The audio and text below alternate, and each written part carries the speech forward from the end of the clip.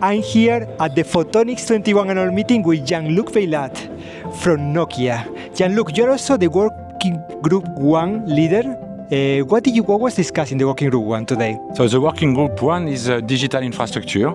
So we are very focused on the new infrastructure for the future. And we had a lot of activities this morning. First, we revisited the priority we gave last year. So just in short, 3 pillars. Trust in the network, because we will use more and more the network. Use the network to facilitate what we call industrial metaverse, duplication of the physical world into the digital world in order to have optimization, etc. And also increase the potential of sustainability with the network, because we will use the digital infrastructure to improve climate impact. And so it was the first part. Yeah. Also, we have a rack-up of what we said with the SNS folks, because we need to have a coordination with the SNS platform. So it was a sort of where we are and where we want to go. And we had also a review of 2 projects, very impressive project achieved in... So far for me in this meeting, what we have received, the feedback is that there is not a lot of money for photonics itself, so we need to collaborate. We need to be really a key enabling technology. We need to collaborate with other networks of other end users. One of those is the Smart Sensor Network. The SNS JU, Smart Networks and Services, is a research program basically for 6G communication systems. We are all using 4G, 5G is currently introduced, and 6G is something that is coming at the end of this decade. So it's important that we already start now the research in this area, and to be sure that we have the technologies ready by that time necessary for the society, for the economy, for the different services, for different industries. And that's something that we have to develop. We also have to make sure that our industry will be competitive, that we have a good position as we have today. So it's worth investing in this kind of research now. What's unique about it is it's this public-private partnership. So a lot of the funding comes from the public side, from the European Commission, but it's also equally run by the private side, by European industry. And this means that we can make sure we're looking at the right problems, that we are creating the right technology for European industry going forward. And the other unique advantage we have is being here in Europe. It can be a truly collaborative program or projects. And that is because geopolitically, everyone is happy to come and work with European players, but obviously that's not a luxury a lot of the other regions in the world have. So we can bring together all the key actors from around the world here, so we can really create then that pre-standardization consensus of what 6G technology should be. We have already thought about the roadmap.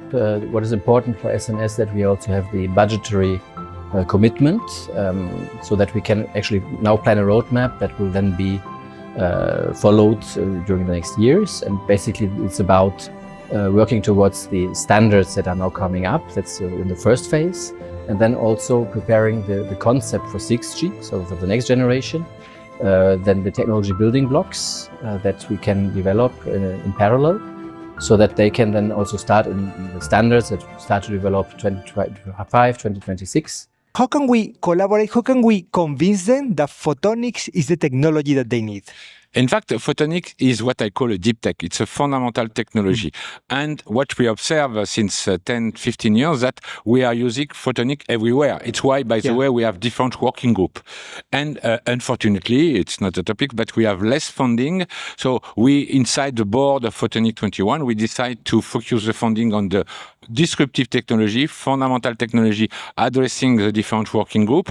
And for, in fact, to extend the amount of funding, we are working with other PPP, other organizations, Chip JU, SNS, etc., because they are also using photonics. So we complete. The idea is to use the fact that we are photonic everywhere and to work with a different platform to increase the level of funding for the photonic community. And also Chip JU, you just mentioned it. This is the platform that's going to create manufacturing of semiconductors in Europe. We consider photonic integrated circuits as semiconductor technology. What's your preferred future in the collaboration between Chip JU and Photonics 21? For me, it's obvious. We had this morning a presentation about the Chip Act in China. Yes. And they put photonic integration on top of the priority. And obviously, in fact, to improve the power consumption, to increase the speed, to increase the integration, we need to have an interaction between photonic and photon and electron. And so this is also on the map of the Chip JU, and we have in Photonic 21 the community. So I think that we have to talk and to implement this program. Nokia is one of the market leaders of silicon photonics today. Do you see a need for silicon photonics manufacture in Europe?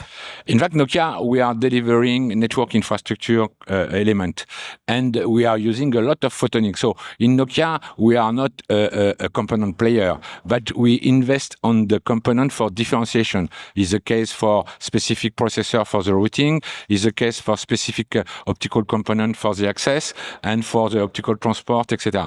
So what we want is really to use the technology available in Europe. We know that we have a very good skill, and to create a component which are differentiation for the system. So it's really the strategy we have. One final point, Jean-Luc. Yesterday we heard that we have a communication problem, that we are not communicating the right values of photonic technology to policymakers and end users. Do you agree? How can we change that? No, we need to talk more. We need to... The problem that photonic players are a lot of SMEs. So we don't have a big mammoth like other industry. And the politicians, at least in France, but they have a very few knowledge of, at the end, what is the technology. So we have to explain that there is one layer, which is a fundamental layer, which is the technology you need to have. It's where the sovereignty is. If you have this technology, you could develop the system on the top.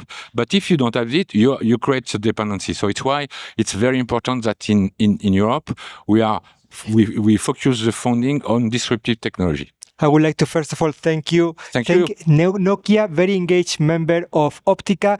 On the 1st and 2nd of October, James Watt, General Manager of Nokia for Network Infrastructure, will be there in Malaga to discuss these issues and others, how we can all work together and communicate the right message to those investors, policymakers, and public figures. Quantum technologies are overall very, very exciting, whether quantum sensing or quantum computing.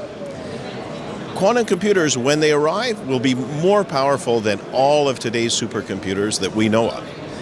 And we need to consider what they can be used for. There are many good things they can be used for. However, we also need to consider the risks. And one of the risks we know is that a sufficiently powerful quantum computer, combined with some clever algorithms, can crack today's encryption mechanisms. Jean-Luc, thank you very much. Thanks a lot. Let's continue Photonics 21 annual meeting. That was really good. Thank you.